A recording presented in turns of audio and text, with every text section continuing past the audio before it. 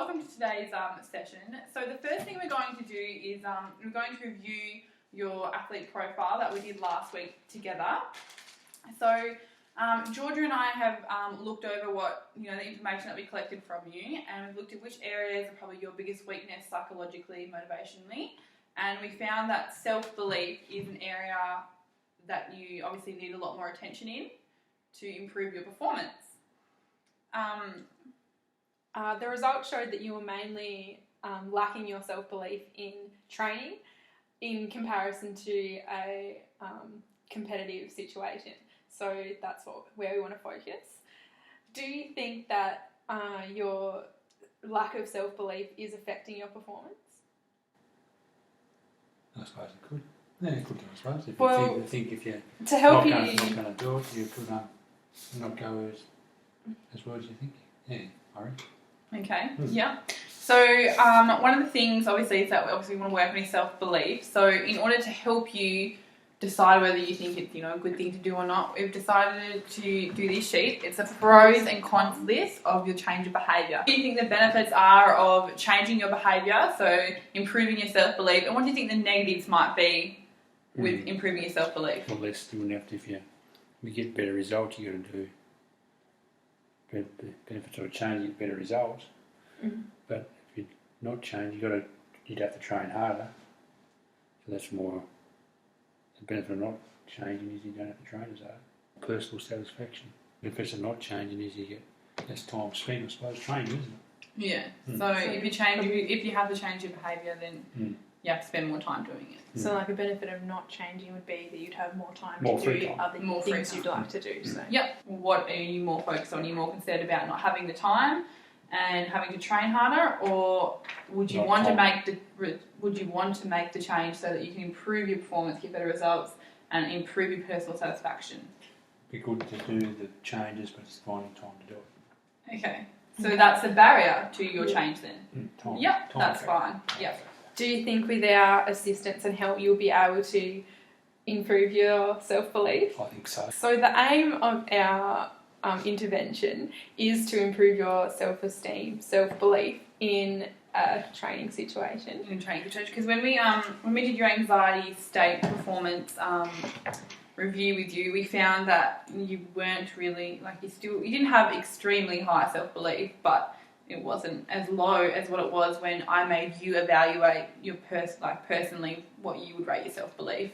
When we did it that way, it was a lot lower, which to us said that in a competition, when you're thinking about a competition, your self-belief isn't taking over and affecting your performance, but it is in the training setting, which if you can improve your self-belief in your training setting, it's probably going to improve it even further in your competitive situation, which means you're probably going to get better results. Which will achieve what your overall goal was, which was to be the best In your age group. Yeah. So that's what our aim, That's we what we hope hope to achieve with you, or at least work towards achieving in the next 5 to 6 weeks.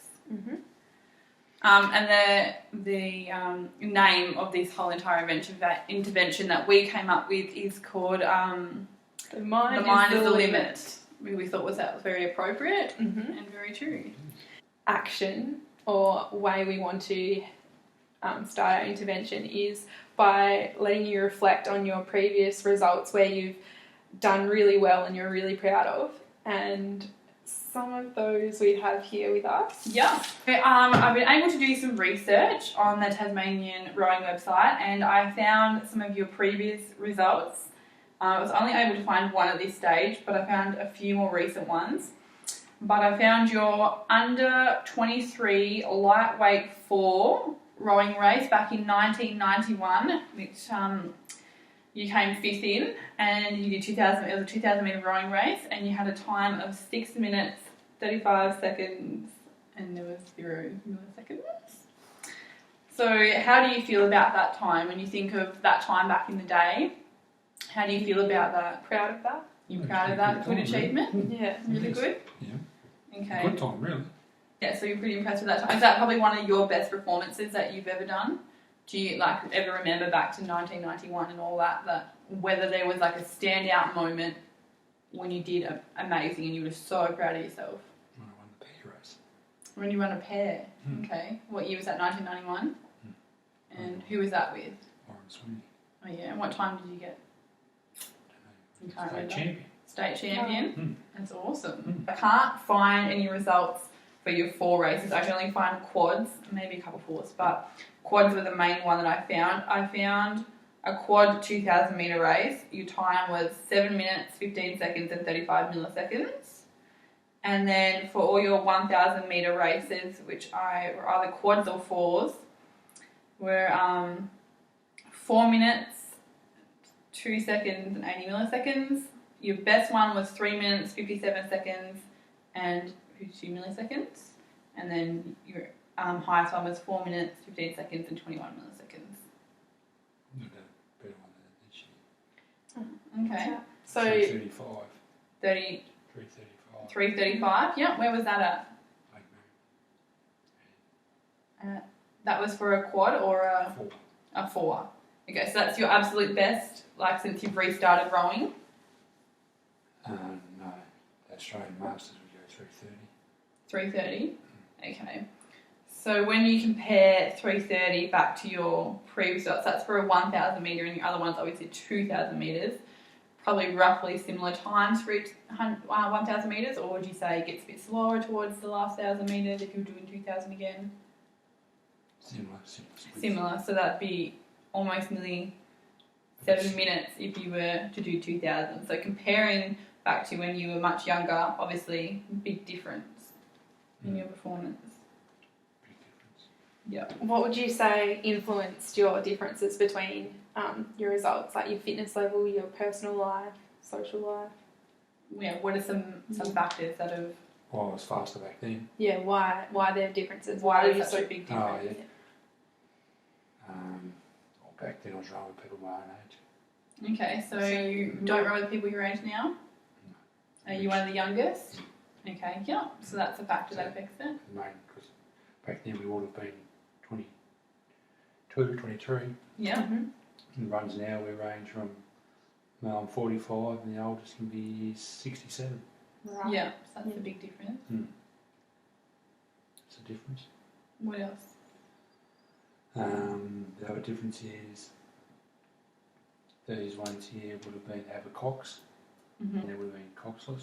Yeah, Some they coxless, were but- cox. That was coxless. Are any of these coxless? Because I looked them up and I'm They're pretty all sure one of coxed. them won. Oh, most of them were coxed, Okay. which is makes you slower. Yep. Is there any personal barriers that you think have made a difference?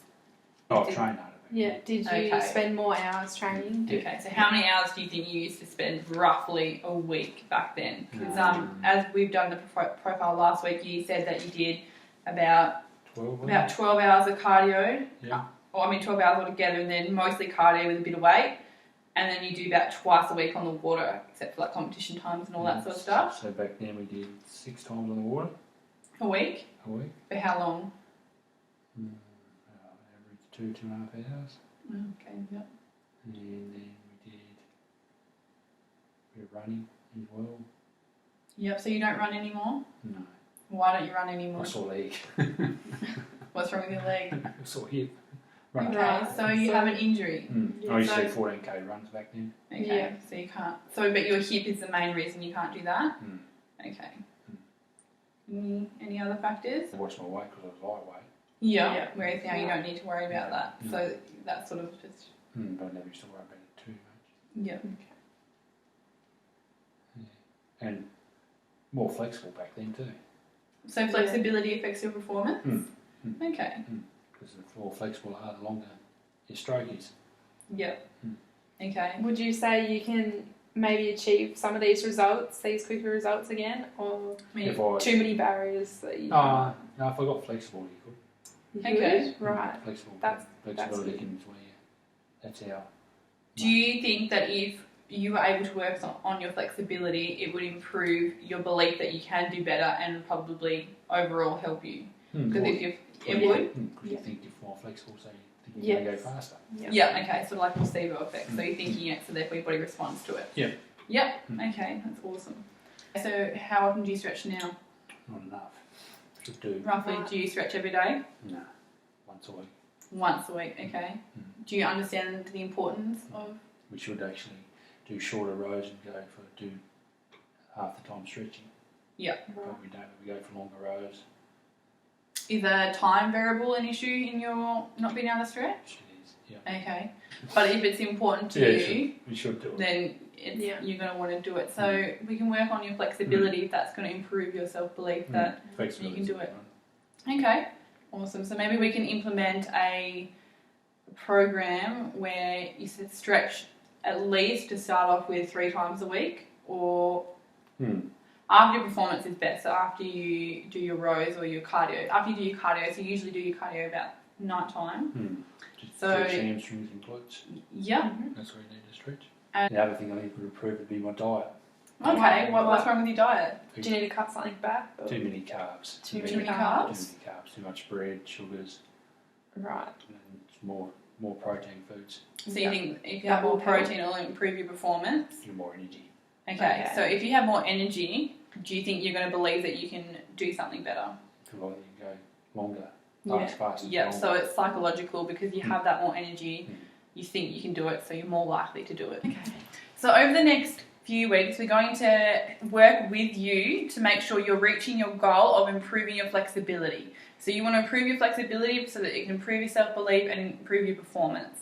So we're going to work with you to make sure you're meeting that goal of doing your flexibility training, and then we're going to assist you with working around the barriers that you perceive affecting your self-belief, your performance, and achieving your goal. So one of the main ones is your diet. So we're going to work with you to figure out ways that you think you can cut out carbohydrates and incorporate more proteins to improve your self-belief.